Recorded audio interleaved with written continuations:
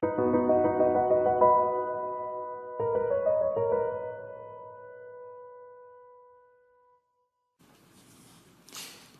am the bad guy. Really. I'm a venture capital investor. I am the bad guy.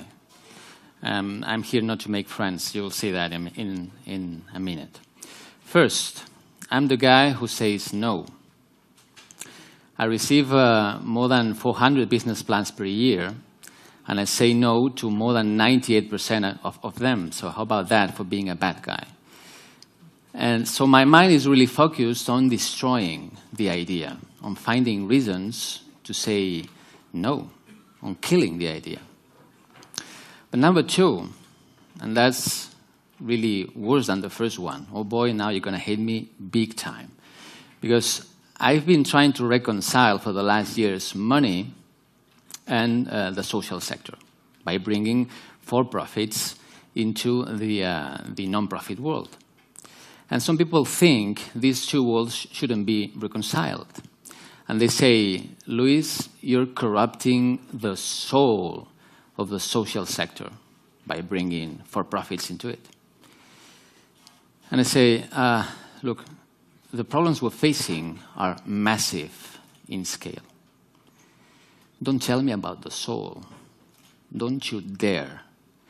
Tell me about solving those problems. Let's put everybody to the task, for-profits and non-profits, to make things better. So I'm the bad guy, and I'm really pissed off, to be honest, because I see lots of ideas that really could help a lot to lots of people, and they never get to the marketplace because they are weak. And I'm really tired about that. And that's why I raised a venture capital fund to invest in bold, innovative ideas and to help them get to the marketplace. Because healthcare sector is very social by nature. I mean, everything you do in healthcare is social. So I would like to share with you tonight the 5 things social healthcare entrepreneurs have in common, social successful healthcare entrepreneurs have in common. Okay? I'm going to do like a reverse top 5. I'm going to start with number 5. They do know the real value of an idea. And let me tell you, the real value of an idea is nothing. Zero. Nada. If you take it to the marketplace, it may be worth a lot, both in money and social impact. But its value depends on its execution, not on the idea on itself. So that's why we're looking for the team. I mean, we investors, we don't invest in ideas. That's so wrong. We invest in the execution of ideas, which is completely different. And therefore, we're looking at the team, which is the most important thing. Okay? Number 4, they hate. And I know hate is a strong word, but when I say hate, I really mean it. They hate. And behind every successful idea, there's someone who's really pissed off. For example, this entrepreneur, every year in Africa, more than 1 million kids die because they drink water that is not sanitized. Imagine the magnitude of the problem. More than 1 million kids dying every year.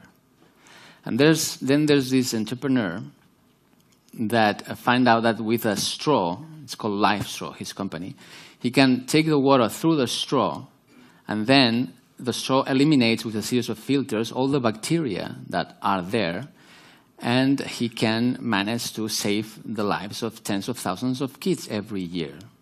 Now, he deserves all our respect, so he was really pissed. Okay, number 3. They shout their existence to the world. There's some moments when I'm, for example, at my office, and then the entrepreneur would come and say, Luis, I'm going to pitch you something, but please, let's keep it secret.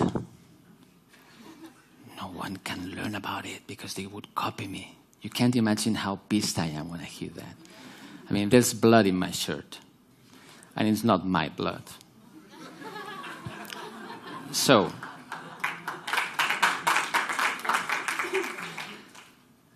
they shout their existence to the world.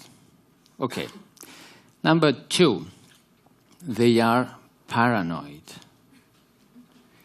They focus on the weaknesses, not on the things that they do good. They focus on the weaknesses. Let me tell you something. There's a way to find out if anyone is paranoid or not. And I ask always the question. And I usually ask the question at the end of the meeting when the entrepreneur is tired and is caught off guard, you see. We investors are that smart. And the question is, Mr. Chief Executive Officer of the company, what doesn't let you sleep at night? Now, you can imagine how many people say, well, actually, not much. I really sleep well. I think I can make it so confident, so bold, isn't it? No, I don't want to bet for this guy. But then, now and then, there's someone who says, look, Luis, I mean, I'm so frightened because maybe the Federal Drug Administration will kill the project, and then there's these two competitors working in Palo Alto, California that have this technology and they are good, and blah. I need to stop them. Okay, calm down. I understand, okay? So these are the guys that I want to bet. And finally, number one and the most important so far, I mean, by far, it's they look both at the social impact and money at the same time. Okay? And they do so because they know their idea is bold, is big. They need to attract money. They need to attract venture capital. And, you know, as a society, we have a problem ourselves because we see a CEO, for example, of a .com company, and he's making, I don't know, 1 million euros per year.